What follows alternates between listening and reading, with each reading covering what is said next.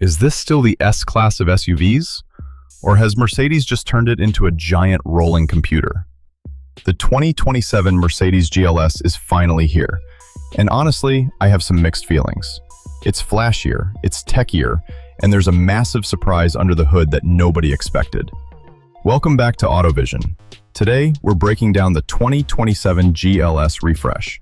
Before we see if this $100,000 beast is actually worth it, do me a favor and hit that subscribe button. Let's dive in. Visually, Mercedes didn't reinvent the wheel, but they definitely added more stars. The headlights and taillights now literally have the Mercedes star motif inside them.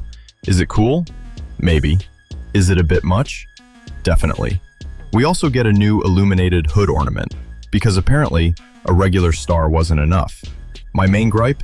The front grille is even bigger now. It looks imposing, sure, but I feel like Mercedes is trying a bit too hard to look expensive instead of actually being elegant.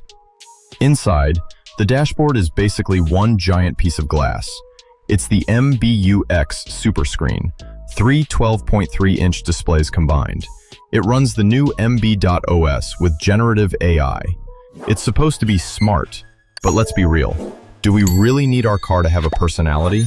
My favorite part though? The vibrating seats. Yes, they now use motors to melt away tension. It's peak luxury, but I'm worried that after 5 years, all this tech is just going to be a massive headache to fix. Now, the real shocker. The GLS 580 gets a flat plane crank V8. This is the stuff of supercars, guys. It pumps out 530 horsepower. But here's the catch. Mercedes didn't do it for the sound or the high revs. They did it for emissions. Kind of a buzzkill, right? Still, with the new cloud-based suspension that scans the road using crowdsourced data, the ride quality is supposedly unmatched. It's like floating on a cloud, but with a supercar heart.